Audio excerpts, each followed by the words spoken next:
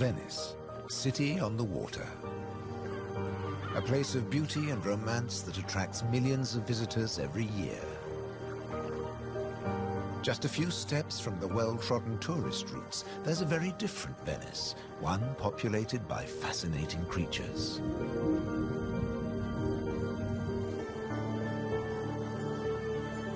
This film explores a Venice that few people ever see, a city that has a surprising double life.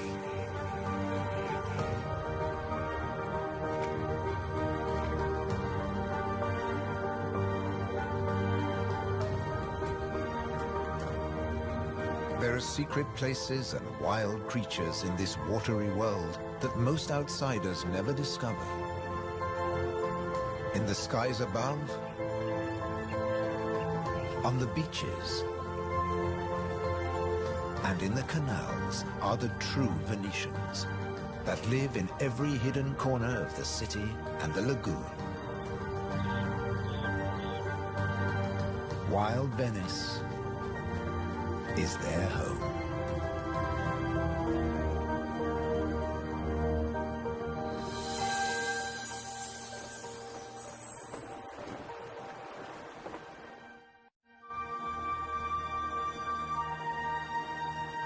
The city of Venice is built on sand, in a lagoon between the sea and the land. First formed from river sediments, man has since created an ecosystem as fragile as Murano glass. Covering 550 square kilometers, it's one of the largest wetlands in the Mediterranean. Flamingos arrived at these Venetian waters quite recently. They crisscross the Mediterranean from North Africa to France's Camargue, to Sardinia, Tuscany, and now Venice.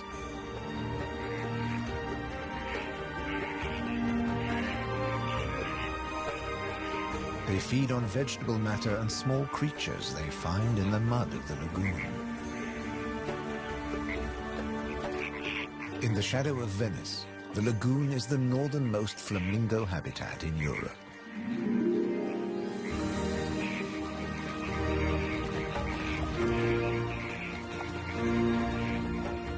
They're here now, but in a few weeks, many will move off again to find richer pickings.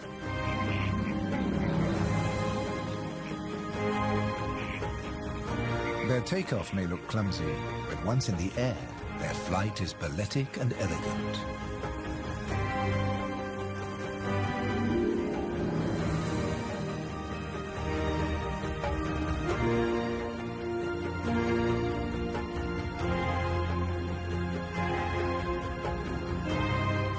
And before too long, they'll return to the safety of this lagoon, tucked between the sea, the city, and the Alps.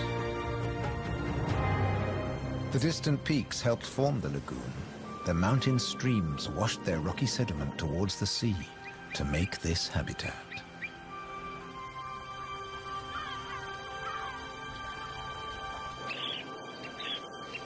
Some of the lagoon's other birds are ready to leave. Dunlin, small waders, fed well in the rich mud. They rest on the wooden piles that support the whole of Venice.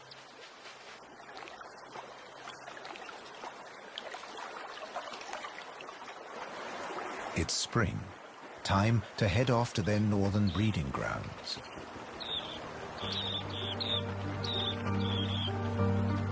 But the cormorants won't be lonely this summer. As the Dunlin fly away, other birds are flocking in. A bird's eye view reveals the full beauty of the lagoon. A labyrinth of uninhabited islands, intertwined canals, and swampy sandbanks.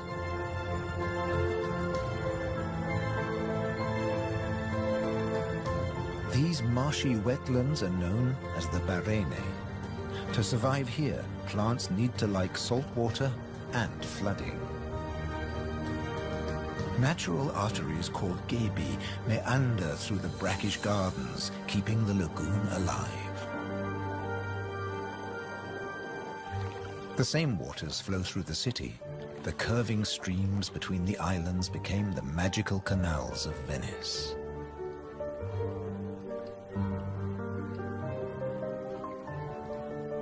This is the city of bridges.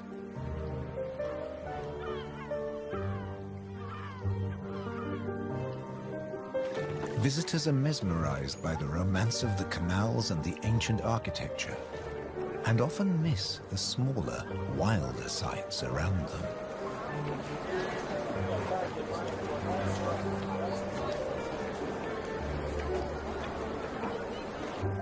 These mussels are true Venetian natives. And now, in spring, they're breeding. The males spawn into the water, and each female produces up to 10 million eggs. Most of the larvae are eaten by other inhabitants of the canals, but up to 10,000 young shellfish will survive.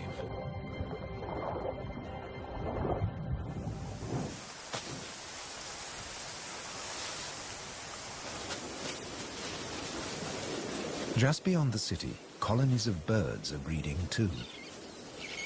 But a hazard of urban nesting is constant disturbance.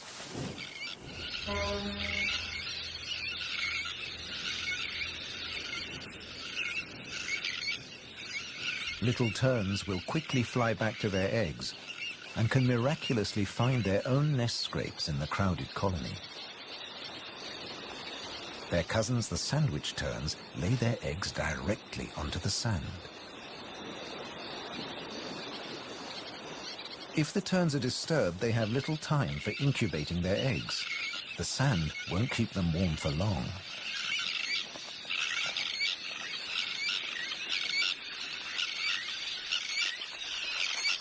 And left out in the open, they could be an easy target for predators.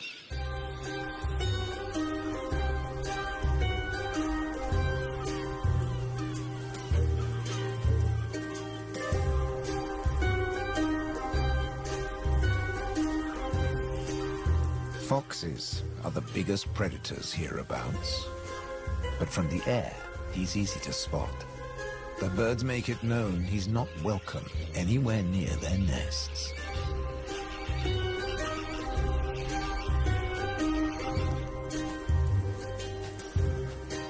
Foxes would rather not get their feet wet. Hunting in these swampy areas is a frustrating business.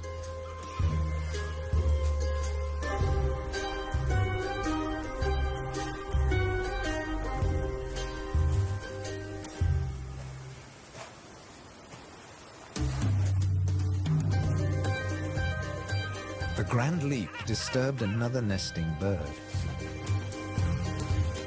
Now it's a question of following the scent.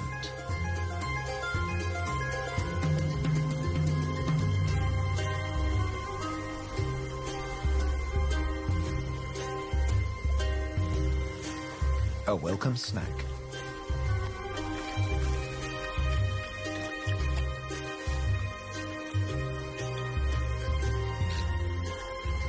Just beyond the sand dunes is the busy colony.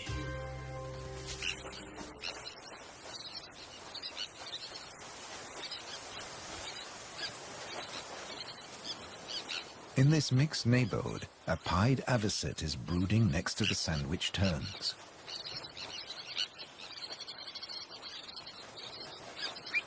With nests so closely packed, there can be conflicting territorial claims with the common terns.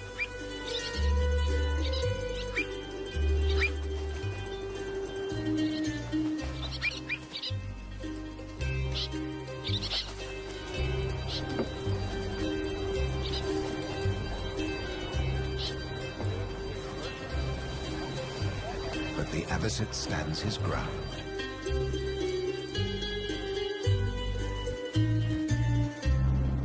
The Grand Canal is the main waterway of Venice, dividing the city in two. It follows the course of the ancient river Brenta that runs from the Alps all the way into the lagoon. It offers a journey through architectural history starting in the 13th century.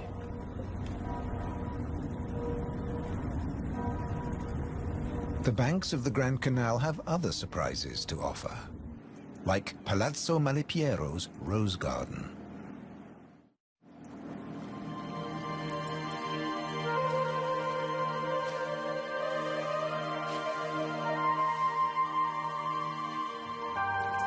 Nestled between the buildings is a hidden paradise.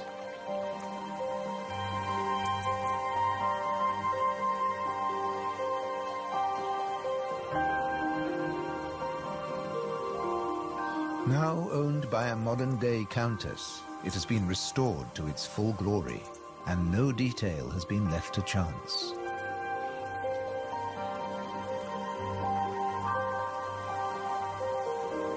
With the luxury of space in a city whose every square centimeter is exploited for maximum profit, it's also a sanctuary for many small animals.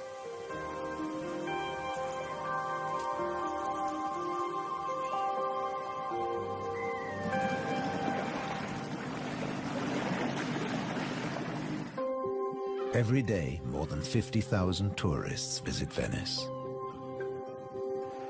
When the sun begins to set, the city's waterways empty. Venice belongs to the wild Venetians.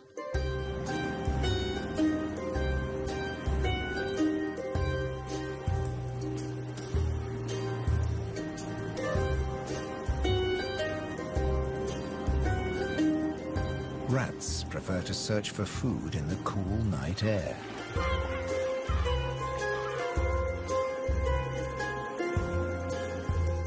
But they're not alone.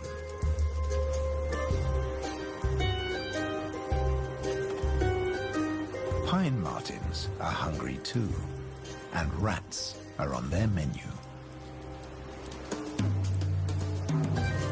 Pine martins are welcome in the city as they're natural rat catchers.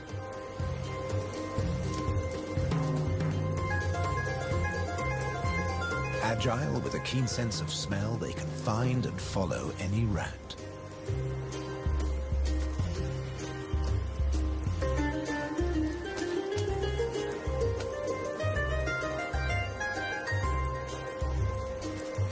But they're endangered too.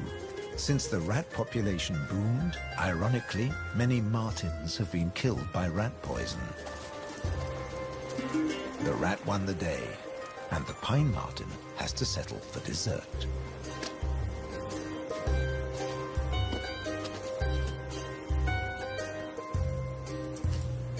Not such a sacrifice, as pine martens are omnivores. Both meat and veg are on their menu. And sometimes the vegetarian meal is an easier option.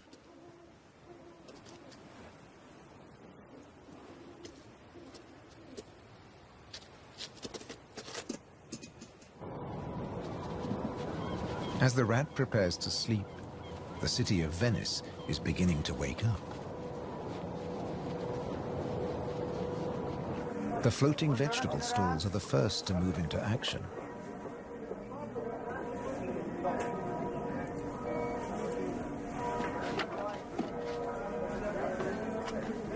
Soon these silent waterways will become busy highways again.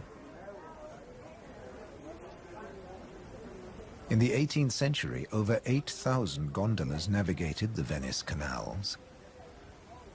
Now there are only about 400 left. Life in Venice may be moving with the times. But one thing never changes. It dictates the daily rhythms of the city and the lagoon. Twice a day, the tide rises and falls as seawater washes in and out of the lagoon.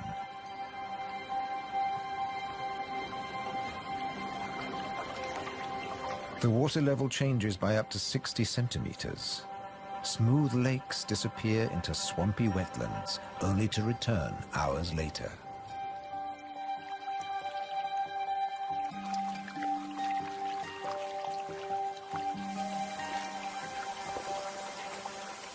Retreating water levels reveal a surprise. Strange islands that look like complicated water mazes. In fact, they're fisheries at the edge of the lagoon. known as the Valle da Pesca.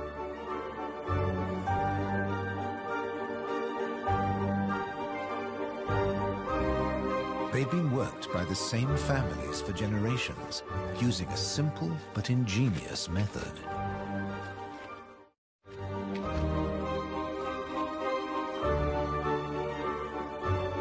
Nets are lowered into the locks that span the water channels.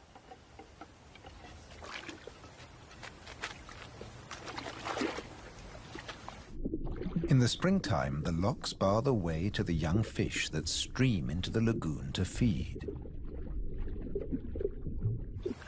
The fishermen raise the nets and catch the small swarming fish in their thousands.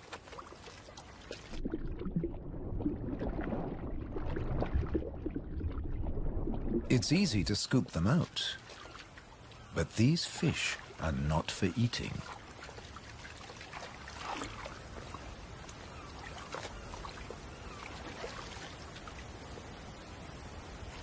The fishermen place them on the other side of the bars and so trap them in the channels.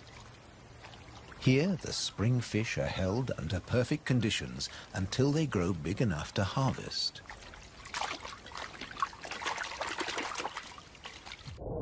In the autumn, when the fish try to return to the sea, they're simply netted again. This time, they don't get away. Kingfishers have a more dramatic technique.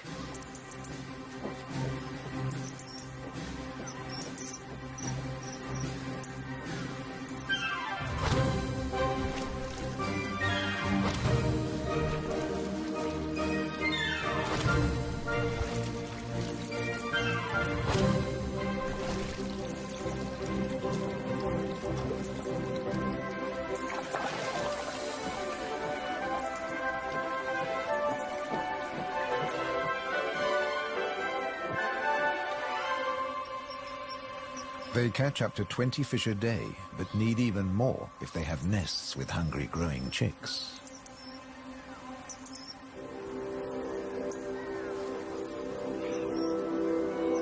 It takes enormous skill, but also violence.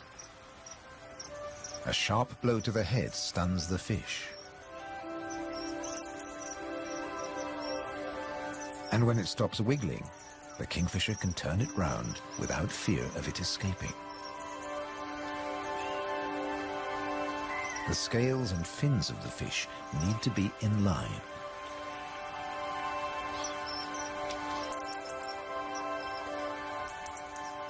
Now it's ready to swallow.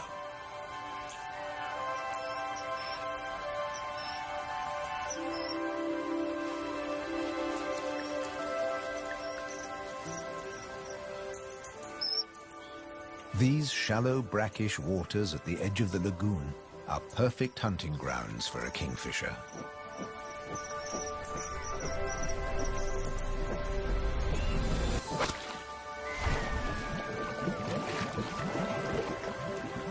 But not every dive is successful. They'll snatch the odd insect in the air, but 95% of the kingfisher's catch must be made underwater.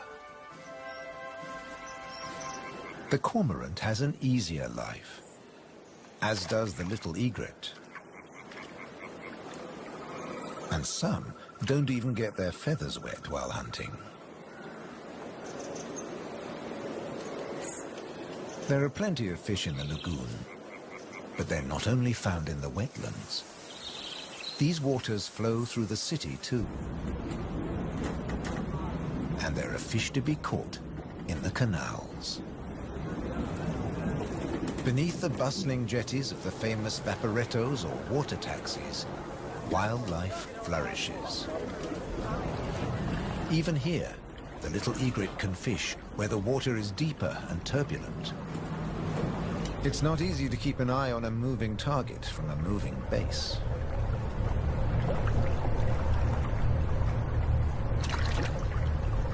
But persistence and patience pay off.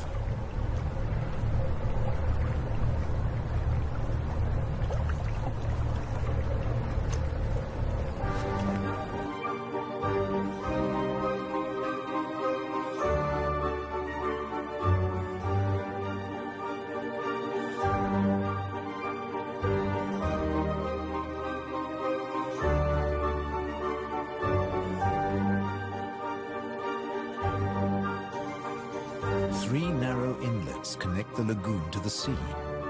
They're known as bocche, the Italian word for mouth.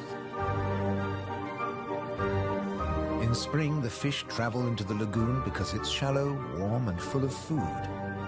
And in the autumn, they travel back out to the Adriatic Sea. The lagoon's fishermen understand the rhythms of the sea. But there was one phenomenon that remained a mystery for many years. When they cast their nets into the rich fishing grounds, they were torn to shreds. The fishermen believed that water spirits were grabbing their nets and named the area the Tenue, or Hold Fast. The Hold Fast was in fact a jagged reef, an unexpected and magical aquatic paradise. These unique natural rock formations are similar to coral reefs.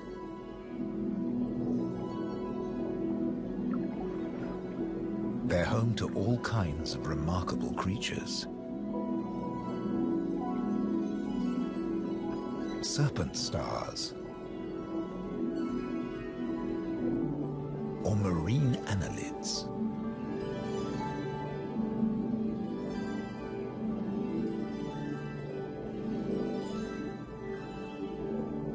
This precious area is now protected.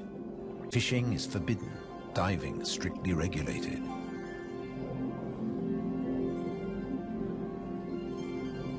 Even harvesting a shellfish delicacy like these canestrelli is banned.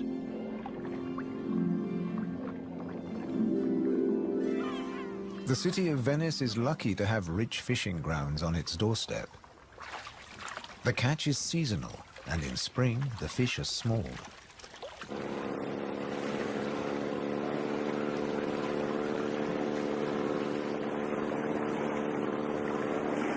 But the fishermen will go out, as long as they can find a buyer. Only the weather can hold them back.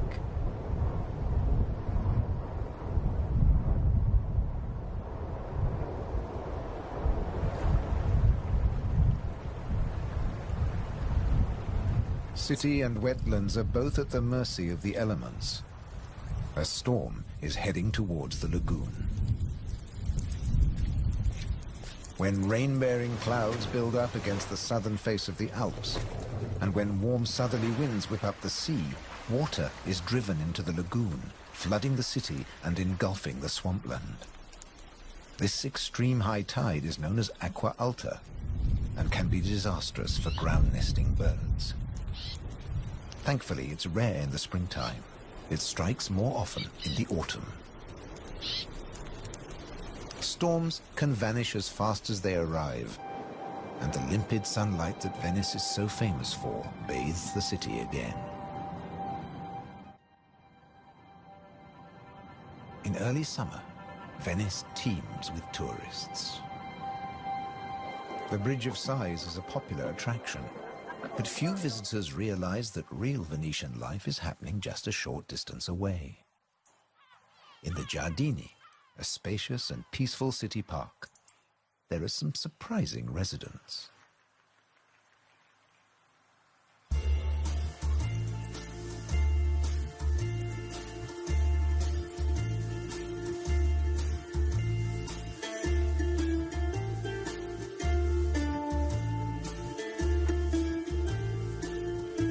This prehistoric-looking creature is an amorous green toad looking for a mate.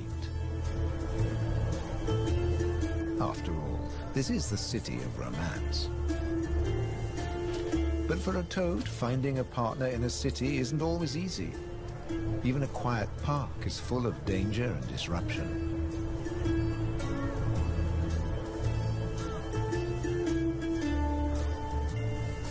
On the plus side, few of the park's visitors notice the presence of the toad, as it blends in so well with its surroundings.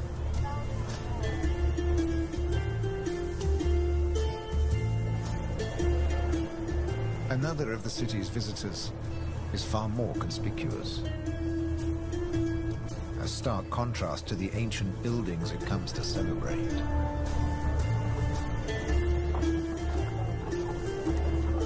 and a danger to the fragile city.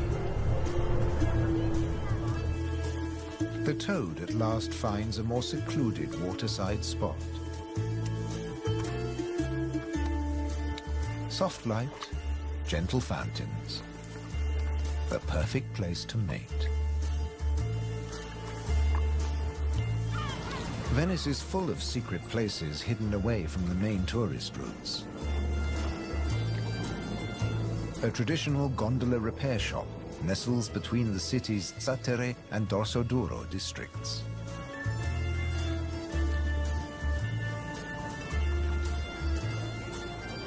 Craftsmen repair the boats in the peace of the backwaters.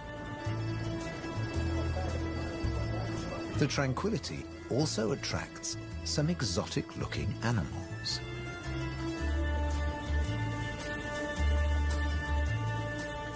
Geckos are not native to Venice, but they've settled in well here.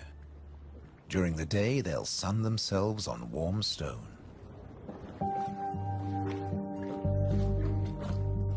They're waiting for nightfall, when the insects they eat will emerge. And in the golden light, birds that hunt geckos settle in for the night. Terns fly back to the safety of the colony, and others enjoy a final bath. Evening always brings a measure of peace to the city.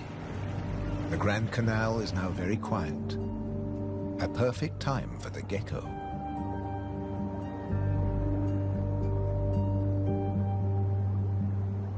Geckos have evolved specially adapted feet that make them excellent climbers. Their toes are covered in millions of tiny branched flaps with incredible adhesive power, so they can grip and climb the smoothest surfaces, even glass. The city is empty now. The Grand Canal is deserted.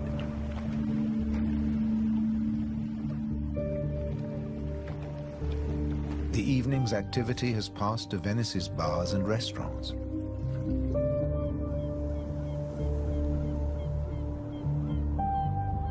By the time the tourists are safely tucked up in their beds, the city is like a ghost town.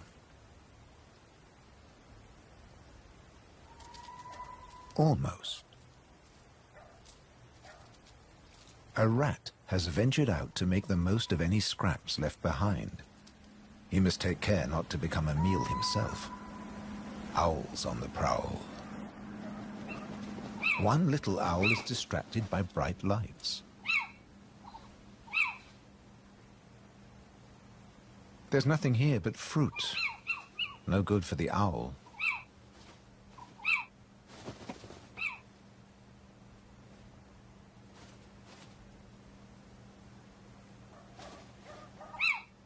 This house call hasn't paid off.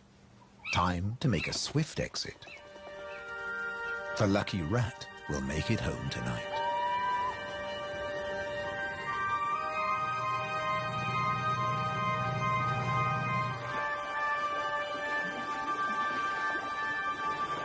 Cormorants bask in the morning sun.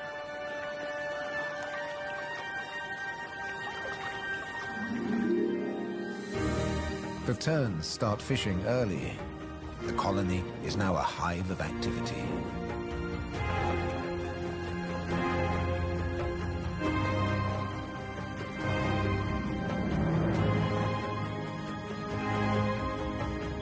The first chicks have hatched. Exhausted from the effort of breaking out of the egg.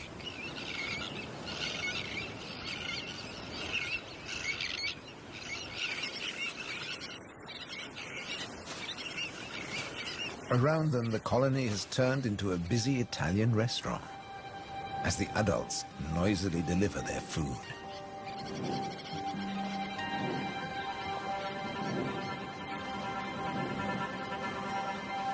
The chicks blend in well with the sand.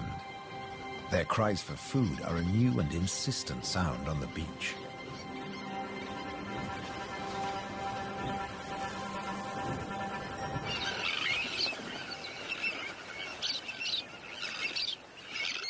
Their calls are echoed by the adults, who do nothing else but feed these demanding youngsters.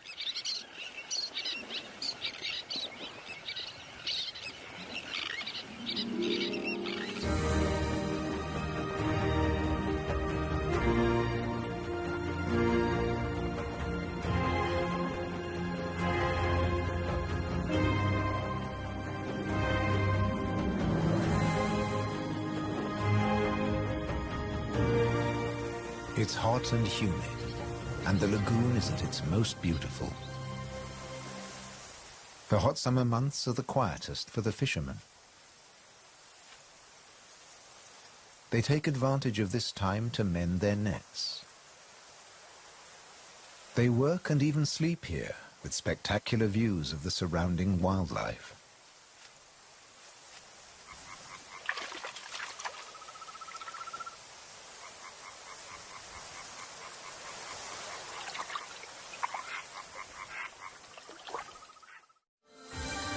About 8% of the lagoon's surface consists of islands.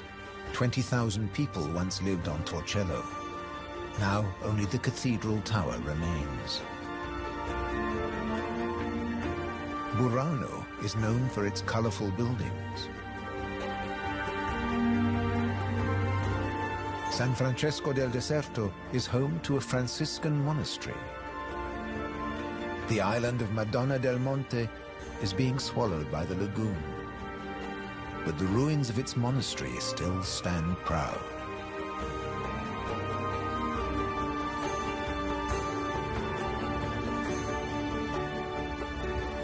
Enchanted places like this are an ideal refuge for wild animals.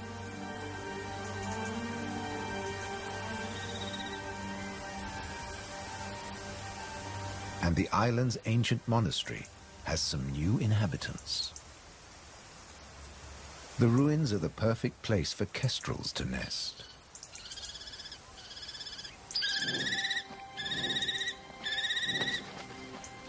The hungry chicks are nearly as big as the adults and almost ready to fledge. Feeding this brood is a full-time job for both parents.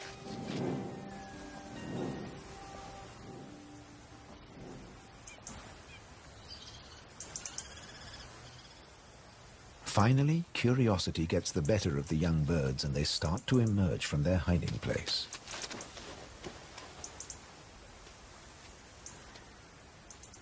The first nervous explorer is soon followed by a sibling. They wait cautiously on a ledge, while one of the adults watches from afar.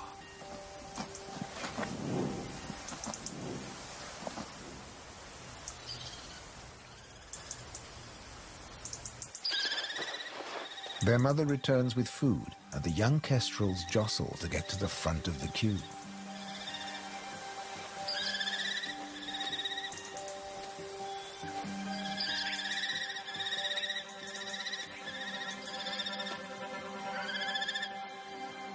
The keenest and the loudest chick is fed first.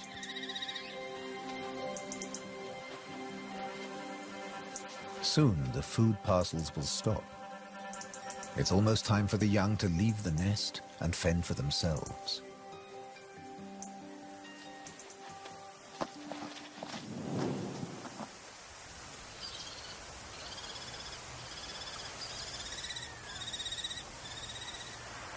Not all of the lagoon is quite so peaceful.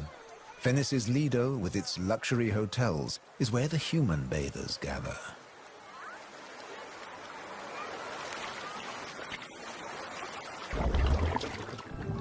But even here, you can find wild beauty and tranquility.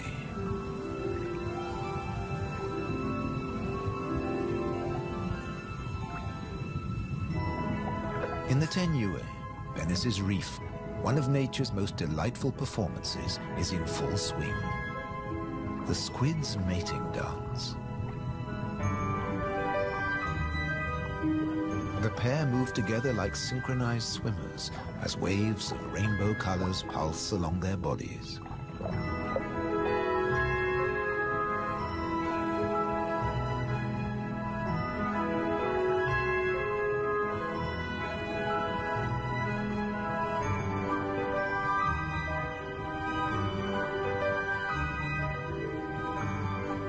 It's like an underwater version of the Venice Carnival, complete with face masks and disguises.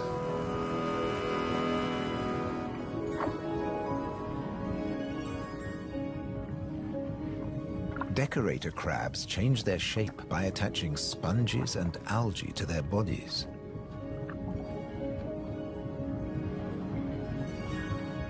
These bizarre disguises are excellent camouflage. The crabs creep past their neighbors and predators like living rocks from the seabed.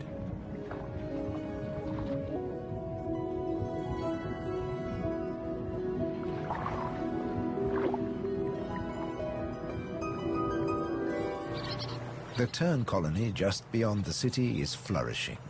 The chicks have fed well and are strong and healthy.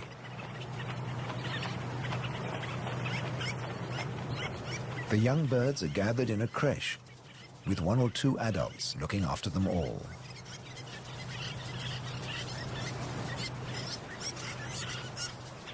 Today's lesson is elementary flight.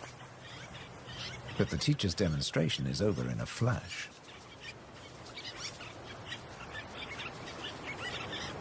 The young birds flap their wings to exercise their growing flight muscles, but they're not ready to take to the air yet.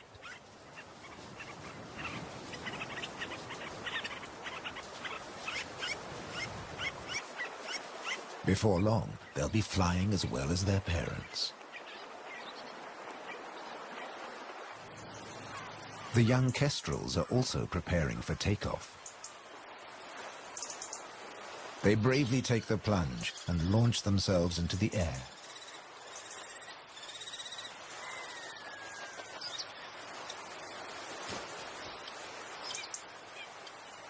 Dropping from a height makes their first flights easier. Once in the air, they're in their element and can glide and flap back to safety.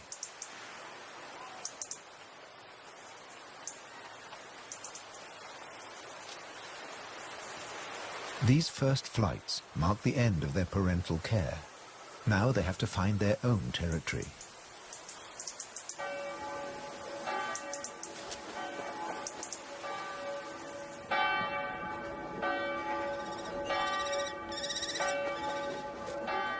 One of the kestrels has made its way to the nearby island of Burano.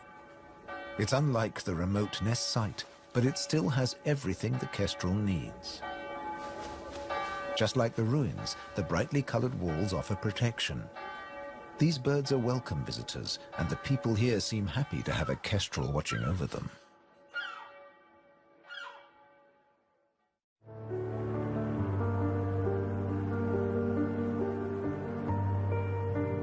Autumn has arrived, and the wetlands once again change color. A plant called glasswort is responsible for this blush of pink. It flourishes in the swampy salt marshes.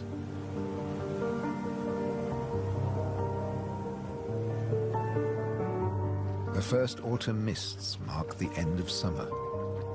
The bright, humid days give way to cooler, grayer hues. The sea and the sky seem to merge into each other. Now in September, the sea is generally calm. But from the autumn equinox, there are high tides. And sometimes, Venice floods. For now, the water is still and shimmers like liquid mercury. When the temperature drops, the beaches are finally too cold for tourists. Animals better equipped to bear the chill reclaim them. A hungry fox sniffs along the shore looking for food.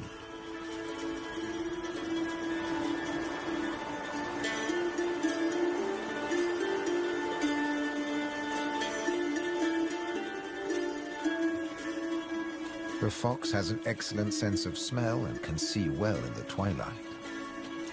It has picked up a strange scent. Something smells good to eat.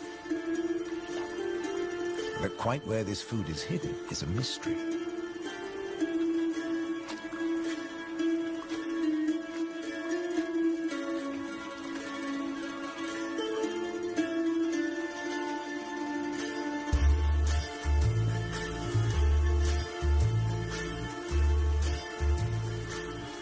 Crabs have been crossing the beach, leaving behind a number of trails, and the fox is very confused.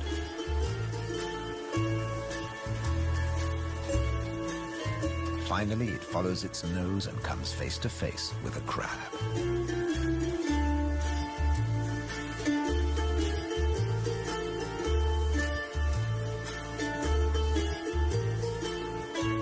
It's an unequal battle, but the crab has the advantage of armor and weapons.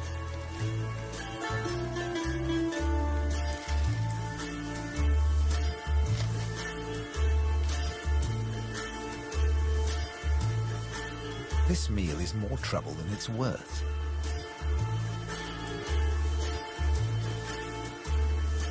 There must be easier pickings. The crab, dazed but victorious, moves off to a more secluded place.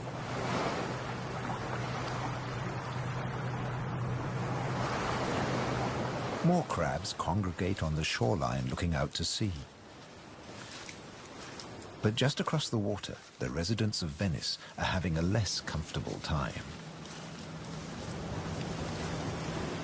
The waters of the lagoon are creeping into the city.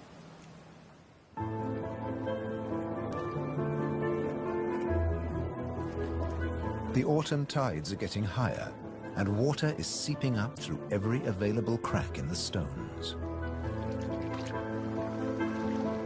The threat of acqua alta, the extreme high tide, is increasing every day. A combination of rising tides and the Scirocco winds cause this extreme event, and the rain just adds to it. Much of the city is only just above sea level, so there's very little to stop the floodwaters. This may look like a swimming pool, but it is in fact St. Mark's Square. Fortunately, this only lasts a few hours. Soft winter fog wraps the landscape like a blanket and brings the year to a close for Venice and its beautiful lagoon. The visitors have marveled at its sights, but many have missed the most fascinating wonders of all, the wild side of Venice.